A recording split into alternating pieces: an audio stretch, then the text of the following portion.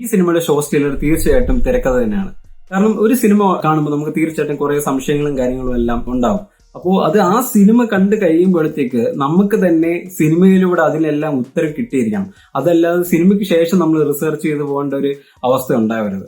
അപ്പോൾ ഇതിന്റെ എല്ലാം ഉത്തരം നമുക്ക് സിനിമ കണ്ടു കഴിയുമ്പോഴത്തേക്ക് ഒരു ആദ്യമായി കാണുന്ന ഒരാൾക്ക് പോലും ഈസി ആയിട്ട് മനസ്സിലാക്കുന്ന രീതിയിലാണ് തിരക്കഥ. അതേപോലെ തന്നെ ഓരോ ഡെത്ത് സംഭവിക്കുന്ന രീതികൾ നമ്മളെ കൺവിൻസ് ചെയ്യുക, അല്ലെങ്കിൽ ഇതെല്ലാം നമുക്ക് കാണുന്ന ഓഡിയൻസിന് കണക്ട് ആവുക എന്നുള്ളത്, കണക്ട് ചെയ്യിപ്പിക്കുക എന്നുള്ളത് ഒരു ഭയങ്കര ചലഞ്ചിങ് ആയിട്ടുള്ള കാര്യമാണ്. അതാണ് മെയിൻ ആയിട്ട് ഈ സിനിമയുടെ സക്സസ് എന്ന് പറയുന്നത്. സിനിമയുടെ ഓവറോൾ എക്സ്പീരിയൻസിനെ കുറിച്ച് പറയുകയാണെങ്കിൽ, നിങ്ങളൊരു ഹൊറർ സിനിമ അല്ലെങ്കിൽ ത്രില്ലർ സിനിമ ഇഷ്ടപ്പെടുന്നവരാണോ, ഇന്ന് ഒരിക്കലും ഈ സിനിമ നിങ്ങളെ നിരാശപ്പെടുത്തില്ല. ഇതൊരു സീറ്റഡ് ഹൊറർ ത്രില്ലറാണ്. ഇതൊരിക്കലും ഫാമിലി ഓഡിയൻസിനോ അല്ലെങ്കിൽ കിഡ്സിനോ പറ്റിയ ഒരു സിനിമയല്ല.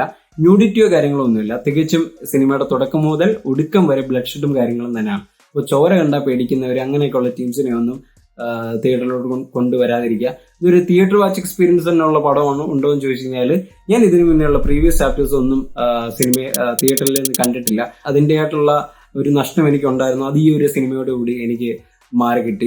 അത്രയും ഒരു എക്സ്പീരിയൻസ് ആണ്. എനിക്ക് ടോട്ടലി 4 ആണ് ഈ സിനിമയുടെ ഓവറോൾ എക്സ്പീരിയൻസ് പറയാനുള്ളത്. A must watch movie. See you in the next video. Keep watching. Until then, bye.